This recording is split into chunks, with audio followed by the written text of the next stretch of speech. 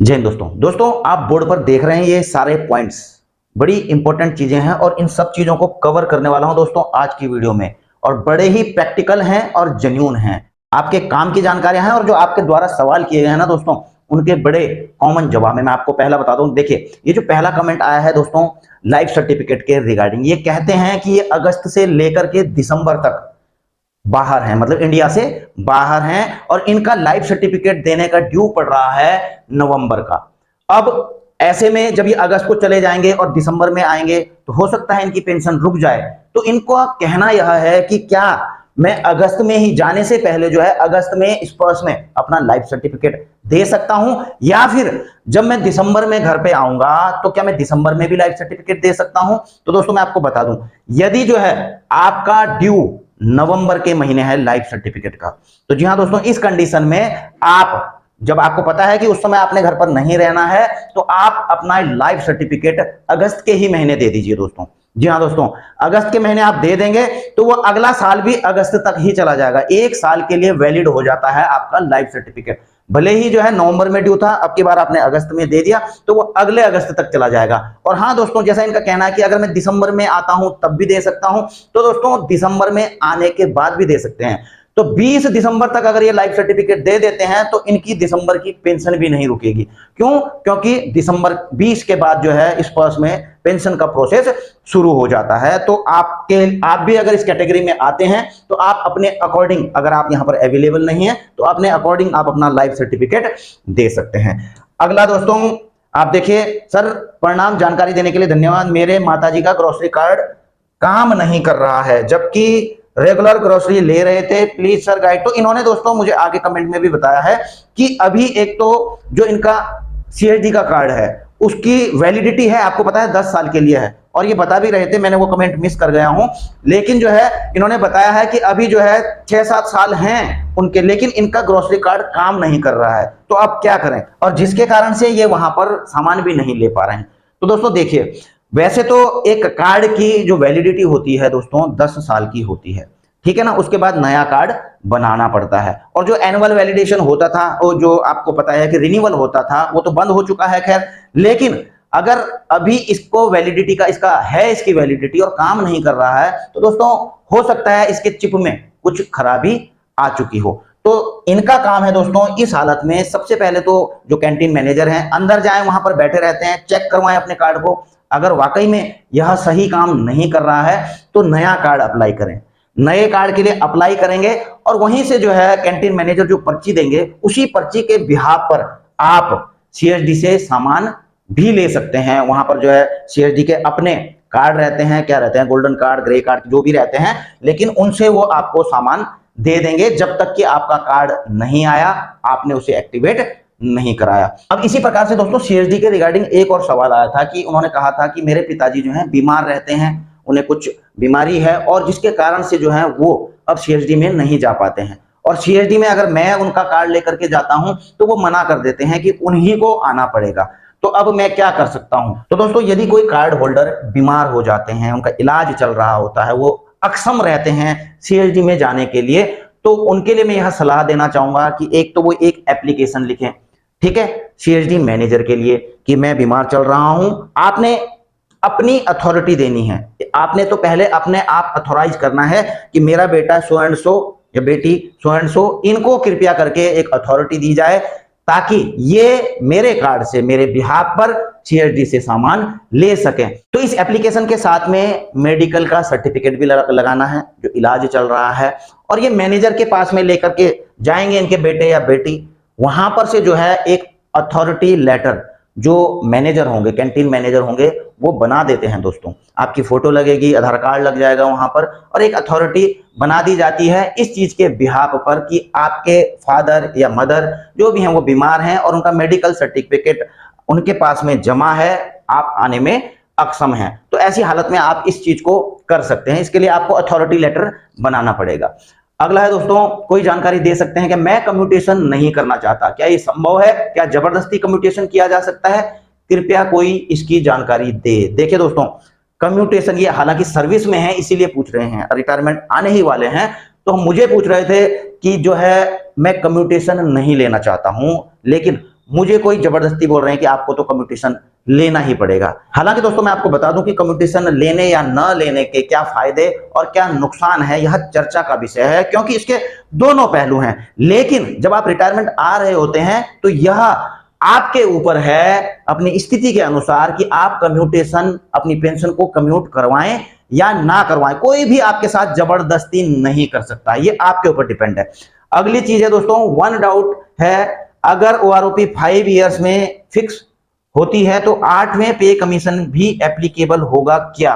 देखिए इनका कहना यह है कि अब जैसे 2026 में 8वां पे कमीशन आ जाएगा, तो इनका पूछना यह है कि क्या ओआरओपी का 8वें पे कमीशन के साथ में किस प्रकार से कोऑर्डिनेशन बनेगा। तो देखिए अगर जो है ये ओआरओपी 3 आपको पता है 1 जुलाई 2024 से लागू हो चुकी है, अगर आपकी जो है पेंशन सपोज जो है 24,000 बेसिक हो जाती, मैं एक एग्जांपल दे रहा हूं, 24,000 बेसिक हो जाती है ओआरओपी 3 के कारण, तो जब 8वां पे कमीशन आएगा, ठीक है ना, 1 जनवरी 2016 से, तो जो भी यहां पर फिटमेंट फैक्टर लिया जाएगा, सपोज जो है 1.992 लेते हैं यहां पर, तो इसी पर एप्लीकेबल होगा, यानी कि इसकी गुना हो जाएगी इससे 1.92 से, ठीक है ना।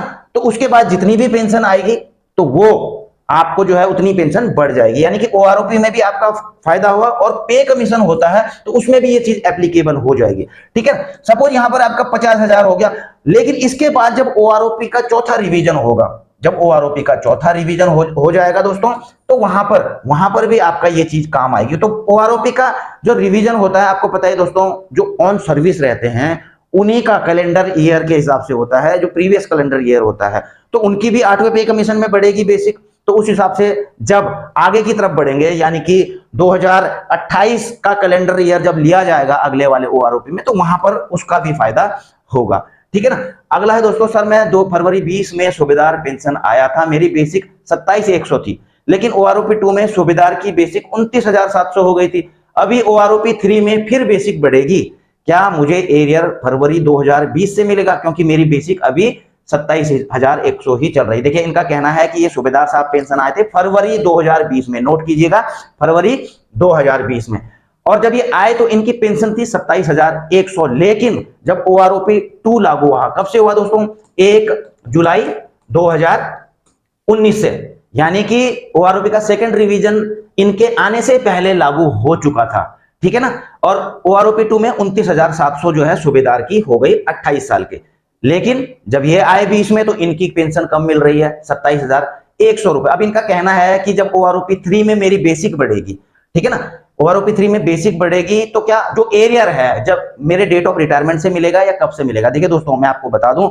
सबसे पहले जो 1 जुलाई 2019 से लेकर 30 जून 2024 के बीच में रिटायरमेंट आए हैं, पेंशन आए हैं, तो वो जो है ओआरओपी के सेकंड रिवीजन के एलिजिबल नहीं है, हकदार नहीं है, मतलब इस ब्रैकेट में जो नहीं आ रहे हैं, क्योंकि ये ऑलरेडी जो है 30 जून 2019 तक जो भी रिटायरी आए थे तो ओआरओपी 2 में जो है उनको फायदा मिला है, लेकिन इस दौरान के जो है उनको ओआरओपी 2 का फायदा नहीं मिला, लेकिन इनको ओआरओपी 3 का फायदा अब मिलेगा, ठीक है ना। अब मिलेगा, यानी कि 1 जुलाई 2024 से ही इनकी पेंशन बढ़ जाएगी जितना भी होगा, और उनको एरियर भी 1 जुलाई 2024 से ही मिलेगा। ऐसा नहीं कि 2020 से उनको मिल जाएगा जब से रिटायरमेंट, नहीं, जब रिवीजन होना है 1 जुलाई 2024 को तब से ही मिलेगा, ठीक है। आपकी बढ़ेगी जरूर, लेकिन मिलेगा अभी से जब से लागू होगा।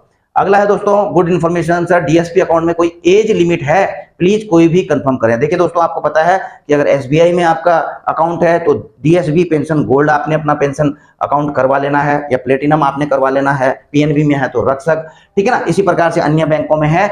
लेकिन क्या इसमें कोई एज बार है? ऐसा नहीं, ऐसा तो नहीं है कि 70 साल के बाद जो है इंश्योरेंस कवर नहीं है इसमें, या ऐसा है, तो मैं आपको क्लियर कर देता हूं दोस्तों, इसमें जो है आपको एक्सीडेंटल इंश्योरेंस कवर है और उसका कोई एज बार नहीं है, ठीक है ना। अगर 90 साल में भी अगर किसी के एक्सीडेंट के कारण कुछ हादसा हो जाता है, कोई मृत्यु हो जाती है, तो उनको एक्सीडेंटल क्लेम मिलेगा, जो कवर है वो दिया जाएगा, उसमें उम्र नहीं देखी जाएगी, ठीक है ना। अगला है स्पर्श से संबंधित, कईयों के स्पर्श के अकाउंट दोस्तों डीएक्टिवेट हो जाते हैं या फिर लॉक हो जाते हैं, तो ऐसी स्थिति में आपको क्या करना है दोस्तों, अगर डीएक्टिवेट हो गया है या फिर लॉक हो गया है, तो मैं आपको क्लियर बता दूं दोस्तों, कहीं कुछ नहीं करना है, ये अनलॉक अकाउंट है। इसमें इसके पेज में अगर जाएंगे आप, लॉगिन पेज में स्पर्श के, तो अनलॉक अकाउंट आपने सबसे पहले करना है।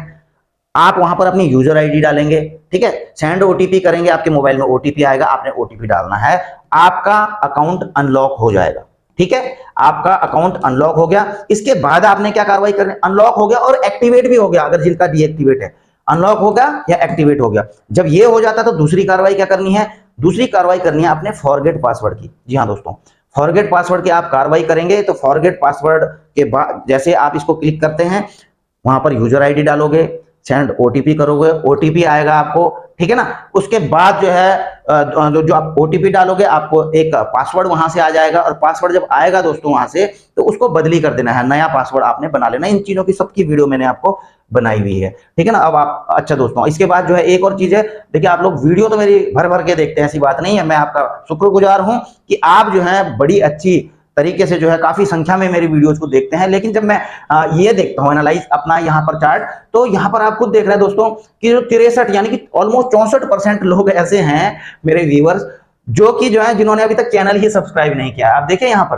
केवल 36% ऐसे हैं जिन्होंने सब्सक्राइब किया हुआ है। तो दोस्तों आप खुद ही समझ सकते हैं, अगर आप सब्सक्राइब करके रखेंगे तो आपको जानकारियां मिलती रहेंगी, ठीक है ना। तो आप, इसमें कोई ज्यादा टाइम नहीं लगता है। अगला है दोस्तों एफएमए, आपको एफएमए लेना चाहिए या फिर ईसीएचएस की फैसिलिटी लेनी चाहिए। मुझे एक क्वेश्चन भी आया था, तो मैं आपको दोस्तों यहाँ बता दूं। देखिए वैसे तो भैया जो भारतीय सेना है या फिर सैनिक जो होता है वो जवान ही रहता है, बूढ़ा तो होता नहीं है ना। लेकिन बीमार तो हो सकता है दोस्तों, बूढ़ा नहीं होगा लेकिन बीमार जरूर हो सकता है, कुछ भी हादसा उनके साथ जरूर हो सकता है। ऐसे में उनको इलाज की जरूरत पड़ सकती है कभी ना कभी जीवन में, ठीक है ना। तो ऐसे में जो एफएमए ले रहे हैं दोस्तों, अब एफएमए मिलता है कितना आपको, 1000 रुपए पर महीना मिलता है आपको, ठीक है। 10 साल भी अगर आप कंटिन्यू लेंगे इसको तो कितना मिलेगा आपको, 1,20,000 रुपए आपको मिलता है, ठीक है ना। लेकिन कहीं पर कोई एक्सीडेंट हो जाता है या कोई बीमारी लग जाती है जिसमें लाखों रुपए, दोस्तों कभी कभी आपने देखा होगा कि 4-5 लाख रुपए भी लग जाते हैं, 10-10, 20-20 लाख, जो महंगे महंगे इलाज हैं दोस्तों वो तक जो है फ्री में हो जाते हैं ईसीएचएस के माध्यम से। मैं खांसी जुकाम की बात नहीं कर रहा हूँ कि खांसी जुकाम बुखार हुआ तो आप वहां पर लाइन लगा दीजिए। छोटी छोटी चीजों के लिए दोस्तों यहाँ पर मेरे हिसाब से तो जाना भी नहीं चाहिए, लेकिन जहां पर इलाज की जहां पर फैसिलिटीज हैं, क्योंकि इम्पैनल्ड हॉस्पिटल हैं बड़े बड़े, इसके उसमें इमरजेंसी में भी आप वहां पर जा सकते हैं। कुछ ऐसा एकदम इमरजेंसी होगा तो कैशलेस वगैरह सुविधाएं सारी चलती रहती हैं, वो बात अलग है दोस्तों की क्वालिटी क्या है। लेकिन बड़े इलाज के लिए दोस्तों ईसीएचएस के माध्यम से काफी मात्रा में, जिसको इलाज को जितना पैसा अफोर्ड भी नहीं कर सकते, 10-10, 15-15, 20-20 लाख के भी इलाज यहाँ पर फ्री में हो जाते हैं इसके माध्यम से। तो 1000 रुपए कुछ वैल्यू नहीं रखता है फिर वहां पर, ठीक है ना। तो जो और एफएमए मिल भी किसको रहा है, जो 2004 से पहले के, उनके बाद तो वैसे भी मैंडेटरी हो चुका है। तो ईसीएचएस का कार्ड अपना जरूर बनवाएं, ठीक है ना। और मैं तो कह रहा हूं कि जो प्री 2004 के भी हैं जो अभी एफएमए ले रहे हैं, तो मेरे ख्याल से वो तकरीबन बूढ़े तो हो ही गए होंगे, हालांकि बूढ़ा तो नहीं होता है, लेकिन उनकी उम्र तो जो है काफी हो ही चुकी होगी, थोड़ा बहुत तकलीफें भी आ रही होंगी, और जीवन में तकलीफ कब आ जाए दोस्तों कुछ पता नहीं है।